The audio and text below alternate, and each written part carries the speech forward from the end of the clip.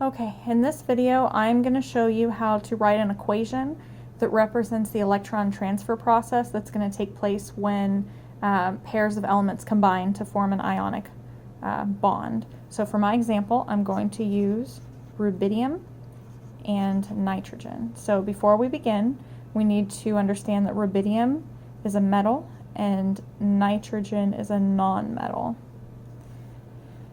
Also, that rubidium is in group 1 while nitrogen is in group 5. So,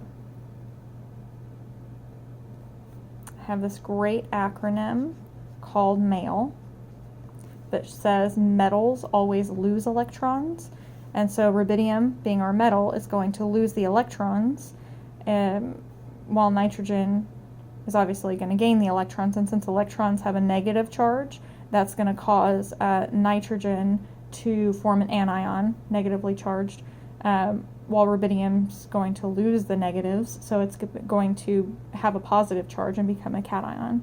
So rubidium by itself is going to lose, that's what the arrow means, lose, electron. How many electrons? Well, it's in group 1, so it's just going to lose 1. Obviously, we're not writing the 1. There it is, just means 1. And then now rubidium is going to have a positive charge because it just got rid of the negative entirely, so now it's positive. This is our cation. Nitrogen by itself is going to gain electrons, but how many electrons? Well, there's 8 maximum in an octet to complete its octet. So it's in group 5, we're just going to say 8, subtract the group number, which is 5, which leaves us with 3. So it's going to gain 3 electrons to form nitrogen with a negative charge. So, or you can write 3 negative, doesn't matter. So these are individual equations. Now to show the relationship between these two, we're going to look at the electron transfer process. Well, obviously nitrogen cannot be taking 3 electrons from rubidium if rubidium's only giving away 1 electron. So these two numbers need to be the same to show the transfer process. So we're going to look at these two here, and we're going to find the lowest common factor. Between 3 and 1, that's 3. So we're going to multiply all of rubidium's equation by 3. So 3 times 1 is going to give us 3. 3 times 1 is going to give us 3, and 3 times 1 is going to give us 3. I'm going to erase this 3 just so that we don't look at it and get confused. So now we have rubidium giving away 3 electrons and nitrogen taking 3 electrons.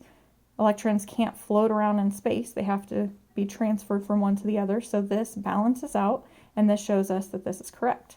So these two equations are how we're representing the electron transfer process. So this is correct. Now, if you wanted to write the formula for the ionic compound that's forming, we're just going to look at these two here, because this is going to show us that for every 1 nitrogen, we need 3 rubidium. So to write that, we're just writing this. Metals always come first, so we're just going to write rubidium, that we need 3 of them for every 1 nitrogen. So that is our answer if we were writing the formula for the ionic compound that forms. So there you have it.